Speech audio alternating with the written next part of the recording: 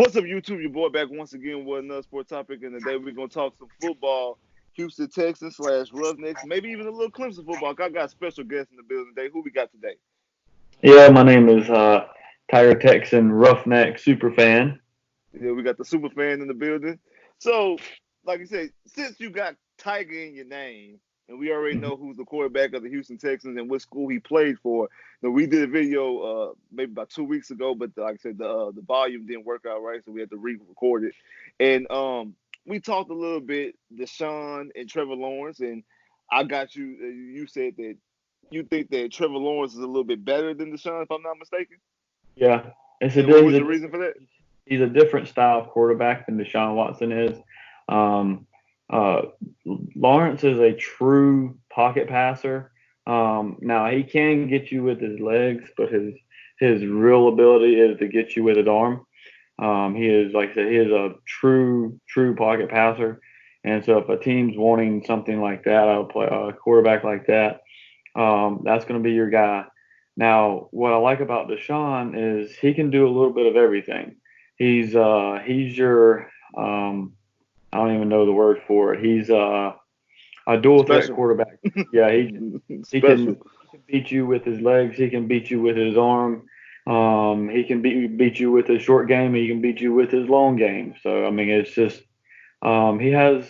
I think right now, if both of them were be in the league and Lawrence would be the rookie and Watson were to be, Watson, because Watson has the veteran experience now being the fourth year on his contract, I think he would outshine Lawrence in the NFL on his rookie year. But give Lawrence a few years, and I wouldn't be surprised if Lawrence ended up outshining Watson. Yeah. So, in saying that, just to get everybody else who like since they weren't able to watch the last video, if Trevor Lawrence will come where he not if he will be in the NFL, becomes into the NFL, how are the people in Clemson going to react? The people who came over and became Texan fans because of Deshaun, are they going to be like Texan? They still going to be Deshaun Texan fans, or are they going to be or are they going to be Trevor Lawrence if he's a Panther, if he's a Colt, if he's a Titans, if he's Bronco? What side are the fans out there in Clemson more leaning towards? Well, it's going to be depending on what type of fan you are for Clemson. And what I mean by that is that us fans that have watched Watson, we've watched Watson since seeing clips of his high school days, all the way into college, and we knew. I'll give you a little bit of information about Watson if you don't know about it. He grew up in the most poverty of poverty areas in Georgia, and his mother got tongue cancer. The doctors had to take her tongue out, so now she can't speak anymore. Lived in housing areas where they have to supply houses for you, and knowing what I know about Watson and where he was brought up, how he was brought up. A lot of us that are Watson fans will stick with wherever Watson goes. Me Okay. personally, I like the Texans because they have a lot of Clemson players. You got Reeder, you got Hopkins, you got Watkins, you got a few others that are on the team. I like the Texans organization. I just think I never was on the Bill O'Brien train, and I'm not going to get into that. That's a separate video. Oh We'll yeah, talk that's it. about that. That's a separate video. But I was never on the Bill O'Brien train. I mean, I was going to give him the benefit of the doubt, but after Right, seeing what he did in the Kansas City Chiefs game in the playoffs, right, I've had enough of him. I've right. literally had enough of him. Trust me, that's the temperature in Houston right now. This is my thing, and this is no. I think that Trevor Lawrence is going to be a first round pick. I don't know at this point if he's going to be a number one overall pick. More likely, he probably will be, depending on how the market is. It's just that I'm gonna be honest with you. I know a lot of people in Clemson might be mad at me, but I don't see it. I think that this is what I mean by that. From the last two national championship runs, when they won and beat and they destroyed Alabama, and then the game against LSU about a month ago. Hmm. Both of those runs, Clemson's was so talented from like every across the board. The Clemson's a very talented school. That's the reason why you have so many players in the NFL that are former Clemson players. And now out of the starting 22, the starting 11 on defense and the starting 11 on offense, you're talking about, I would say, out of those 22 players, you're talking about probably 10 to 15 are going to be in the league. And some of those are going to be premium picks. And what I mean by premium, between the first and the fourth round. So there's a lot of talent. And even saying that, with all that talent, Trevor Lawrence, to me, in my opinion, was never the best player on the field. Now, you flip that to Deshaun's 2 years, well, 3 years rather, but his 2 championship runs, the loss to Alabama and then the beating of Alabama. In both of those runs, Deshaun Watson was the best player on the field on both teams. There was no doubt about it. Deshaun was the best player on no matter who they played against. He was always the best player. I can't say that with the past 2 years for Trevor Lawrence, especially in this past national championship game, because when he stood toe-to-toe to Joe Burrow made him look like a freshman quarterback, and Joe Burrow looked like a guy who was ready to go to the NFL. Yep.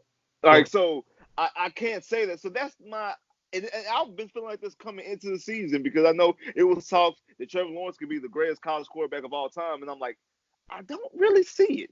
And I want to watch this season to see exactly how he progresses because he there's a lot of stuff in his game I feel he needs to clean up as well. But I just don't see number one overall pick as of right now. Thing is that I think is going to be tough for Lawrence when he transitions to the NFL is that you said it yourself. Clemson has tons of weapons on offense. Right. They have tons of weapons when it comes to the defense. Right. Okay, you take Lawrence out of that atmosphere and you put him in a team that may not have as potent weapons and stuff on a team. Right. Does he do so good? I don't know. I really can't answer that until I see it for myself, you know. Yeah, I got you. Okay, now you mentioned another player who is a Texan player that's a former Clemson player, and that's DJ Reader, who's up for a contract. And how do you feel? Do you think, because you are a Texan fan now, do you think that DJ Reader is going to be a Houston Texan on opening day? The way things are going, unfortunately, I don't see that happening. Don't get me wrong. As a Clemson fan, I'd love to see him back on the team, but and I got to call an orange.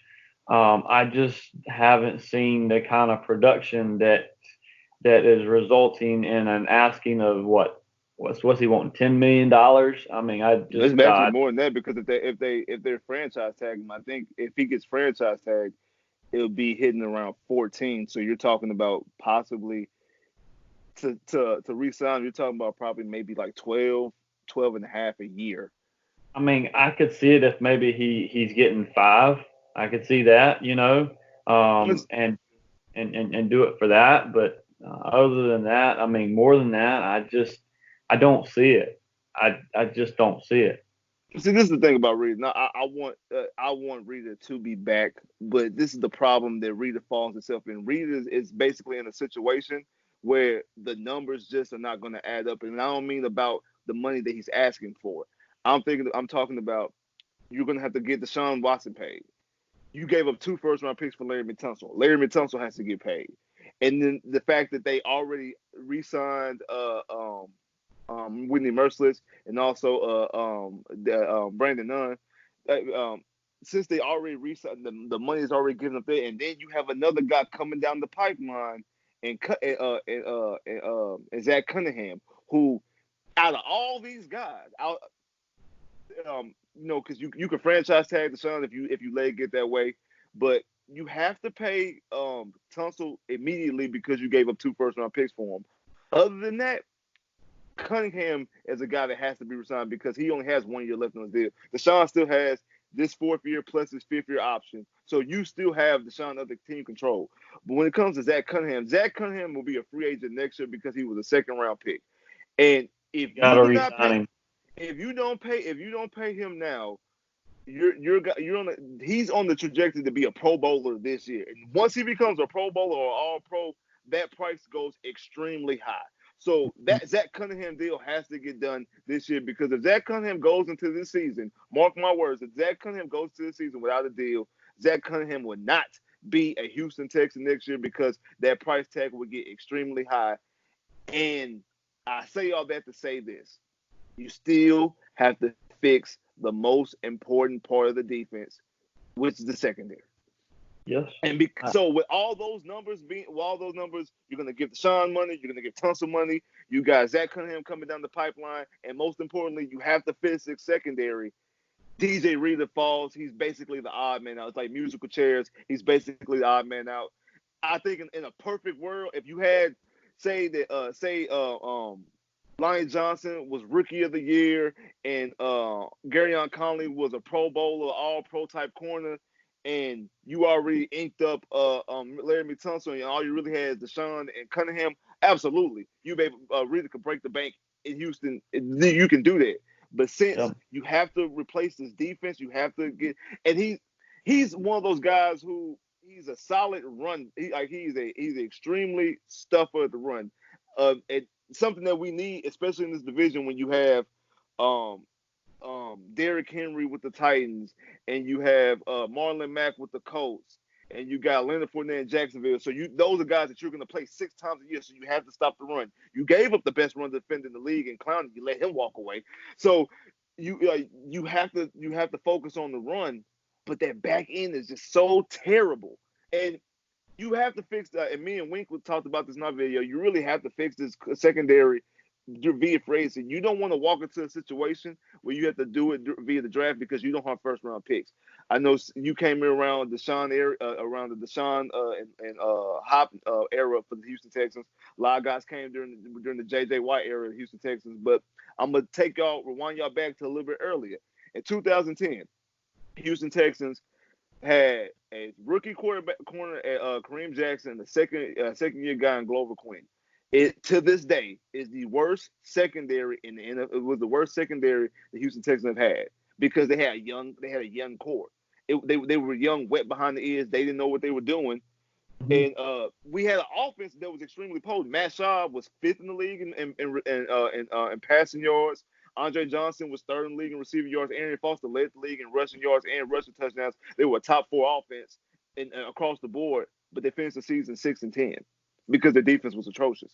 That's the type of situation you can fall yourself in if you have young guys in the secondary. You have to have some type of veteran leadership, some guys that you're gonna have to break the bank for, like a Byron Jones, like a Chris Harris. You're gonna have to pay that pretty penny, because you're so deployed of talent in that back end, and it's just gonna fall to a situation where he's just the odd man out because of the victim of circumstances. You have to pay your quarterback and your left tackle, who definitely going to command top money. Deshaun's going to be the second highest quarterback being paid. Larry Tunsil is going to be the number 1 left tackle getting paid. They already kind of wasted money by giving money to Merciless and Dunn. Now you kind of the odd man out, because you got a cornerback that you have to shop for via free agency, and you're going to eventually have to give money to Zach Cunningham, because Zach Cunningham is coming. Like, he's definitely coming.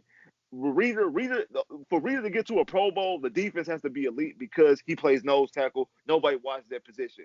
But when you talk about a middle linebacker or outside linebacker, guys who make plays and jump off the screen, Zach Cunningham is coming. He will be a Pro Bowler, just like B-Mac was. B-Mac got his deal. Luckily, Texas inked him early. He got his deal. He became a Pro Bowler later on that year. I feel the same situation with Zach Cunningham. And if Zach Cunningham does that, there's no way that you can bring him back on the cheap deal. He's not going to go for it.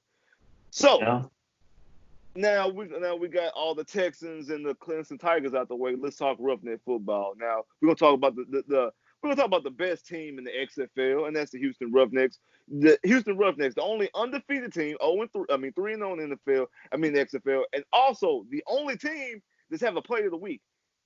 Walker was the first player of the week, and then back-to-back, Cam Phillips is the player of the week. Like, the XFL is being dominated by the Houston Roughnecks. But I'm going to be honest with you. I have some concerns coming up with this game against the Renegades. The reason why you have, when the XFL started, I did do my research on this, that the Renegades were predicted to be the best team in the XFL because you had Landry Jones, who played in the NFL for a little bit, and also at the same time, You have Bob Stoops, who used to be Landry Jones' coach at Oklahoma. So them coming back together, they were supposed to run. They were supposed to basically run the XFL.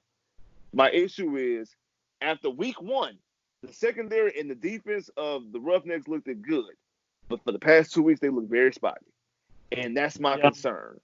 yeah. The secondary and the run block, I think, has been looked very sketchy. Mm-hmm. The benefit of the Roughnecks right now is the potent offense that they have.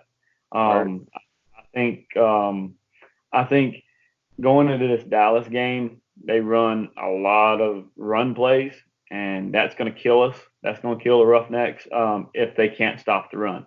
right. Um, I've seen the Vipers do it. I've seen LA do it when we played them. We can't stop the big runs, and I don't know why. So that's really got to be focused on with that. The pass game, it's been hit and miss. You have good plays and you have bad plays. I mean, it's been hit and miss. So you'd see some good stuff, then you'd see some terrible stuff. Like what are you doing? What are you doing? You I know. I think that's more so because, and you also mentioned, like you mentioned in your video with the whole the run for the offense, the run, the lack of the running game. That has more so to do with the type of offensive scheme that they play. This whole run and shoot. It's basically the run and shoot is basically the godfather and the grandfather of the air raid offense. A team like I watched down there in Lubbock, Texas Tech run under Cliff Mhm. Kingsbury and also Mike Leach. Basically, the run and shoot basically started some of these trends that you see in spread offenses today, and that's why it has lack of a running attack because of the type of offense that they run. Now, this offense definitely dictates and masters the skills of PJ Walker and Cam Phillips. Like I said in my XFL video, the XFL needs to find a way to lock these guys up because you cannot allow these guys to go to the NFL because if you want your league to survive, you need superstars. And those two are it. Like, like no doubt about it. PJ Walker and Cam Phillips are your superstars. I even hear talks that 2K, the 2K company is thinking about making an XFL video game. So like you do that, you take PJ Walker, you put him on the cover. Nobody should be on the cover except PJ Walker, Cam Phillips, one or two. If you put both of them on the cover, do it that way. I don't care, but that's what you need to build your league. So. And the way that this run and shoot offense is dictated, it dictates best, especially to their skill sets, and it's making them even more superstars. Not to mention their actual on the field play. But my thing is this: because the past two games, the defense has a lot. Even though the offense has been potent all year. The defense allowed the the Battlehawks and allowed the Vipers to stay in the game. Now they made plays late. Both games ended in interceptions. The defense allowed. I like that goal line stance, the drive before the interception that the Roughnecks had as well. So they were able to do the whole bend but don't break. I find that to be a very dangerous situation with a quarterback who does have some NFL experience in Landry Jones because I think that he can probably find the holes in their defense, and eventually you're gonna, like a term that we use in basketball, you live by the three, you die by the three. And if you continue to play that type of style defense, eventually you're gonna get got. Eventually, if you allow teams to play it close, eventually you're gonna get got, and you're gonna allow them to come back and beat you. So like that's the danger zone that the Roughnecks in. I think if you just ask me top to bottom, I believe the Roughnecks are a better team. I believe the Roughnecks should go out there and beat the Renegades. But because of the way they play defense, I wouldn't be surprised if they allow this game to get too close and then something just fluky happens, a pick here, fumble there, anything will happen in a close game. That's why a lot of coaches don't like close games because anything can happen. No matter how good you are, if you allow a team to stay in striking distance, anything can happen, a bad call, anything. So that's my kind of concern for this game is that we're playing against a guy who has NFL experience, also a coach he's comfortable with, who recruited him back in college, and you can find yourself in a dangerous situation because this defense has been hit and miss for the past 2 weeks. Well, I'm gonna rebuttal with you a little bit here. You got the Landry Jones that has NFL experience, but you're forgetting that PJ Walker as good as he is, he's got NFL experience too with the Colts.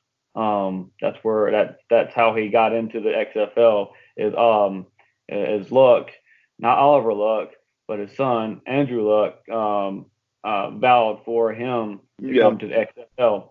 So and he was on the Colts as backups and everything. And I'm gonna go into this a little bit here. Yeah, he was on the practice squad, if I'm not mistaken, for 2 years, Yeah, for yeah, 2 seasons. Yeah. yeah. And here's the thing. Here's the thing with, and I'm gonna try to transition into all the stuff that you had said here.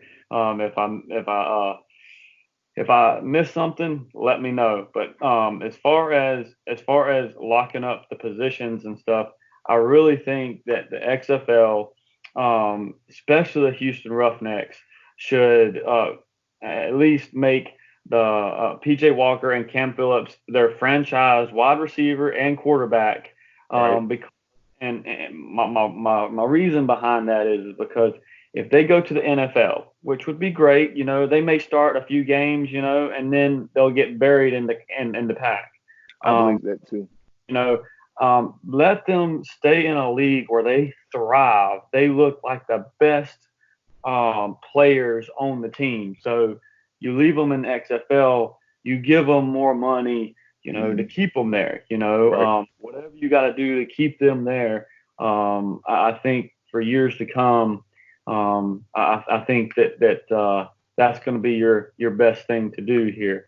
Um, the as far as our team goes, the Roughnecks, I like the air raid stuff, but you've got to mix in a little bit of the run game because, like similar to what you have said, if all you do is do the air raid offense, and you're slinging the ball down the field or whatever, eventually Dallas is good enough to figure out that all they're going to do is pass the ball, and all they Right. just got to do is have bodies covering the wide receivers.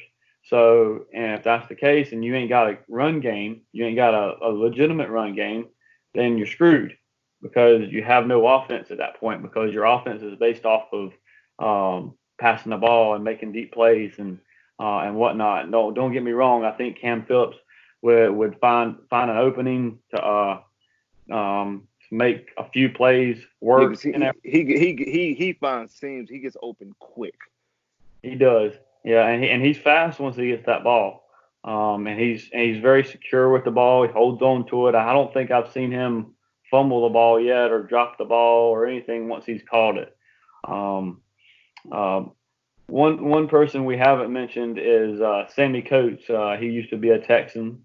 Right. Um, uh, Who was you believed know, going into the season was supposed to be the number one receiver, and then like this guy Cam Phillips comes out of nowhere. But yeah, I mean, yep, it kind of and same thing with PJ Walker because when the Roughnecks was first introduced, it was supposed to be Connor Cook. That's all I heard was Connor Cook, and then I see PJ Walker. I'm like, who's PJ Walker? Because hmm he beats Connor Cook out. Another guy who has NFL experience actually playing the playoff game against the Texans with the Raiders. Um, Another guy. Like he's actually beat him out. Like I know PJ has a lot of talent. The problem with PJ is the problem with PJ is kind of size. He's a little smaller frame guy, and I know you got your Kyler Murrays and you got your Russell Wilson in the NFL. So I'm not trying to size shame him or anything like that, but that's just part of the reason why I think that he doesn't get a legitimate fair shot in the NFL. I think that Cam Phillips has a bigger chance of being a productive receiver more so than PJ Walker to be a yeah. productive quarterback in the NFL. Yeah, I agree. I agree. That the thing is, the only thing I'm afraid of about these players going to the NFL is, you got the XFL that's very exciting. The players that are making plays are getting to play, and my only fear is once they go to the NFL, they're going to get buried somewhere. They're going to be put on practice squads. They're going to be Right. put on stuff that like they ain't going to see field time. And a quarterback like PJ Walker, a wide receiver like Cam Phillips, they need to be out there and they need to be playing the game. If you're gonna get them, they need to be playing. I mean, they can't be Yeah. just. Yeah, when it gets to the NFL, it becomes a numbers game, and I think it fits them better the situation because it gives them another avenue. And like I say, it just gives them a chance. PJ Walker being in Indianapolis, nobody knew who PJ Walker was outside of people who went to Temple, some Colt fans, and I mean I remember him, but I didn't know exactly who he was. He wasn't because he wasn't a big name coming out of college, so it wasn't like I knew who Connor Cook was. I remember Connor Cook coming out of Michigan State. So like he wasn't a big name coming out of Temple. So this right here gives him a chance. He's more of a household name than he's ever been and probably ever thought he would be right now. And you can make him the face of your franchise because if I'm not mistaken, the XFL contracts end. Everybody's under contract for 1 year, and their contracts don't end until after the game. The championship game is on April 26th, so their contracts don't end until April 27th. By that time, the NFL draft has happened and free agency happened. So pretty much every team in the NFL is going to have either their quarterback that they bought during free agency or a quarterback that they've invested in via a draft pick. So if you bring PJ Walker in, one, he's not going to get a high salary because money's already ate up, and two, teams already know where they're leaning at towards quarterback. So like you say, he's going to get to a roster and get buried in a roster. Might as well, like you say, up that ante right now. Like, hey, look, PJ Walker, we want you to be our flagship guy. Here, you're about to set the XFL market. Boom, here's the check. So Vince McMahon, give him a check, set the market, make him the face. Like I say, if 2K makes a game, you plaster him all over the game, and you sell the XFL with PJ Walker. That's how you make your league, because that's part of the reason why the first XFL didn't succeed. You didn't have any stars. Now you do. Market that, just like how you market your wrestlers. Your Stone Cold Steve Austins and your Undertakers and your Triple H's and your John Cena's and your Rocks and things like that. You take him and you market PJ Walker as your flagship quarterback, the mainstay of the XFL. That's how you get your league up and running and being something that kids want to go see, want to walk around with number 11 Houston Roughneck jerseys. That's what you do. Speaking of Roughneck jersey, man, I'm in the process, in the works of getting my own PJ Walker jersey. Oh, see, there you go. We're gonna have Super Fan out there with the Roughneck jersey, all on YouTube. See, and that's what I'm talking about. You already sporting the Roughneck hat. That's how you get people involved. That's how you get people ready. That's how you get your league to grow. And eventually, maybe who knows, 3-4 years from now, you go from having 8 teams to 10 teams to 15 teams, things like that. You have to get your league to grow, but to do that, you need to have some stars. Without stars, nobody's gonna care. Yeah, it's something to watch for right now, but it's gonna get old quick.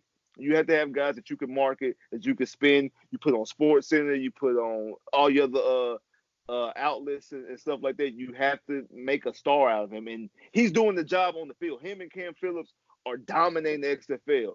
So you have your golden ticket. You already want to make Houston the mecca. They held a training camp down here. The first championship game, regardless who's playing in it, is going to be in Houston. And who knows, the Roughnecks might go undefeated.